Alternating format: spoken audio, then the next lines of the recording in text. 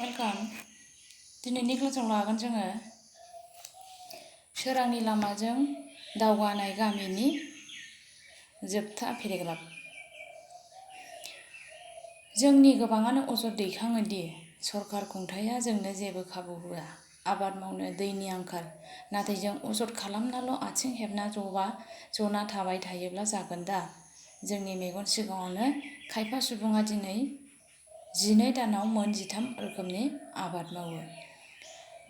मा होनदों? जोंनि गोबाङानो अजद दैखाङो, माने जोंनि गोबाङानो सुबुं माहारिनि गेजेराव गोबाङानो अजद दैखाङो जे मानो सरकार खुंथाया जोंनो जेबो खाबुखौनो होआ, आबाद मावनो थाखाय दैनि आंखाल। नाथाय बेबायदि होननानै जों बयबो अजद दैखांनानैल' आथिं हेबनानै जिरायनानै थाबाय थायोब्ला, जेबो मावालासिनो थाबाय थायोब्ला जागोन दा?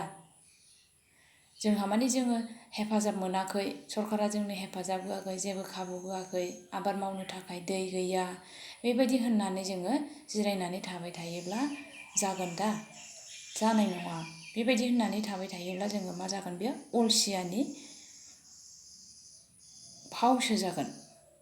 जे जोंहा माने जेबो खाबु गैया होननानै गाव एसेबो खाबु खालामालासे, गाव एसेबो जेबो खालामालासे बेबायदि खाबु होआखै होननानै जुदि आथिं हेबनानै जोङो जिरायनानै थाबाय थायोब्ला, जोंनि सिगाङावनो खायफा सुबुङा 12 दानाव मोन 13 रोखोमनि आबाद मावो। जोंनि सिगाङावनो माने ओरैबायदि खायफा सुबुंबो दङ 12 दानावहाय बियो माने मोन 13 रोखोमनि आबाद मावो। थारमाने बोसोराव बियो जिरायालासेनो माने हानायमानि खामानिखौ मोनसेनि उनाव मोनसे मावबाय थायो। जाहोनाव बिसोरो गावसोर जानायजों लोगोसे दिहुननाय फसलखौ फाननानै रां खामायो। जायनि थाखाय माने बेबायदि आबाद मावग्रा सुबुङा मा खालामो होनदों? गावनो नांगौखौ दिहुननायजों लोगोसे बिनि अनगायैबो मा खालामनो हायो? फानो, बिनिफ्राय फाननानै रां खामायनो हायो। नाथाय जोंनि खायफा सुबुङा सरकार खुंथायनि मोखाङाव नायना जेबो मावा दाङानो गोजोनै जिउ बारलांहोनो नाजायो। नाथाय जोंनि समाजावनो दङ खायफा सुबुङा ओरैबायदिबो दङ जे मानो जेबो मावालासिनो सरकार खुंथायनि मोखाङाव खाबु नागिरनानैल'नो जेबो मावा दाङानो माने गोजोनै जिउखौहाय बारलांहोनो नाजायो। नाजाग्रा बेबायदि सुबुङाबो माने दङ खायफा खायफा। दै गैया बुंनायनिख्रुइ अखानि दैखौ दोनथुमनायनि राहा लाना बेखौ फिन बाहायफिननायनि हाबाफारि लायोब्ला एबा बिफां गायना मिथिंगानि समानथिखौ रैखा खालामोब्ला सम बादियै अखा हानायजों लोगोसे हानि गुनाबो बांलांगोन। दा मा होनो?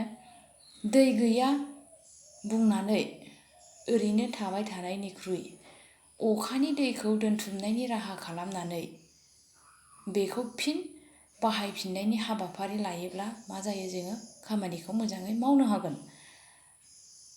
आरो नङाब्ला मा होनो? बिफां लाइफां गायना मिथिंगानि समानथिखौ रैखा खालामोब्ला मा जागोन? सम बादियै अखायाबो हागोन आरो बेजों लोगोसे हानि गुनाबो बांलांगोन। लोगोसेनो आथिखालाव आबहावा गुबुंले जानायाबो गैया जागोन। दा बेजों लोगोसे आरोबाव मा जागोन होनदों? आबहावानि गुबुंले जानायाबो गैया जालांगोन। बेखायनो श्याम सुन्द्र पालिवाल आरो पिपलान्ट्रि गामिनि सुबुङा हादरनि साफ्रोमबो नोगोरारिखौ खावलायदों दि बिफां फुलि गाय, जोथोन ला, मावै दाङै सोलि, अब्लासो गाव गावनि जिउ खांनाय जायगाया सोरगो महर मोनगोन। दा बेबायदिखायनो श्याम सुन्दर पालिवाल आरो पिपलान्ट्रि गामिनि सुबुङा हादरनि साफ्रोमबो सुबुंखौनो खावलायदों, हादरनि साफ्रोमबो नोगोरारिखौनो खावलायदों दि बिफां फुलि गाय, बेनिफ्राय गायनानै बेखौ मा होनदों? जोथोन ला आरो मावै दाङै सोलि, अब्लासो मा जागोन होनदों? गाव गावनि जिउ खांनाय जायगाया सोरगो महर लागोन। माने गाव माने जेराव दङ एबा गाव गावनि जिउ खांनाय जायगायाहाय सोरगो महर लागोन एबा मोजां जागोन होननानैहाय बुंदों श्याम सुन्दर पालिवाल आरो पिपलान्ट्रि गामिनि सुबुङा। गावसोरनि जायगाया जे मोनसे समावहाय जोबोरैनो गोग्लैसोबायमोन एबा आबहावा गुबुंले जालांबायमोन। फारफ्रोमनिफ्रायबो बे गामियाव माने पिपलान्ट्रि गामियावहाय गोग्लैसोलांबायमोन। नाथाय श्यामसुन्दर पालिवाल आरो बेजों लोगोसे गामिनि साफ्रोमबोनि नाजानायनि थाखाय, मोजां मावनायनि थाखायनो बे गामिया आथिखालावहाय ओरैबायदि मोजां जाफैबाय, जाय गामिनि सोमोन्दै आथिखालाव दुलाराय हादरनि अनगायैबो बुहुमावनो बे गामिया नामदांखा जानो हाबाय, मुंदांखा जानो हाबाय। जाय गामिखौ बुहुमनि गुबुन गुबुन जायगानिफ्राय नायनो फैयो। दा बेखायनो बै गामिनि श्यामसुन्दर पालिवाल आरो सुबुंफोरा हादरनि साफ्रोमबो नोगोरारिखौनो खावलायदों दि बिफां फुलि गाय, बेखौ जोथोन ला आरो मावै दाङै सोलि, अब्लासो गाव गावनि जिउ खांनाय जायगाया सोरगो महर मोनगोन होननानै बे गामिनि सुबुंफोरा आरो श्यामसुन्दर पालिवाला खावलायदों। आथिखालाव राजस्थाननि दाब दाब जायगायावबो पिपलान्ट्रि गामिनि नेरसोनखौ आजावबाय। आथिखालावहाय राजस्थाननि दाब दाब जायगायावबो, राजस्थानाव थानाय दाब दाब जायगायावहाय बे पिपलान्ट्रि गामिनि नेरसोनखौ जेरावबो आजावबाय। बे राजस्थाननि दाब दाब जायगायाव, राजस्थाननि गुबुन गुबुन जायगायावहायबो बे पिपलान्ट्रि गामिनि नेरसोनखौ आथिखालावहाय नाजावबाय। जोंनि जायगायावबो जुदि बे गामिनि आदर्श आरो नेरसोनखौ आजावनाय जायो, अब्ला मिथिंगा संरैखाथिजों लोगोसे गंफ्रोमबो गामिया दोहोनि जागोन। जुदि जोंनि जायगायावबो बे पिपलान्ट्रि गामिनि आदर्श आरो नेरसोनखौ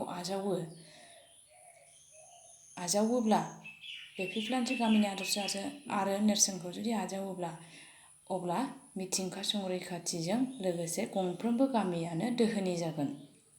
पिपलान्ट्रि गामिया जेरै बेसेबांबा गाहायाव गोग्लैसोनायनिफ्राय बेसेबांबा गोजौसिम सौहैनो हादों गावसोरनि नाजानायनि थाखायनो।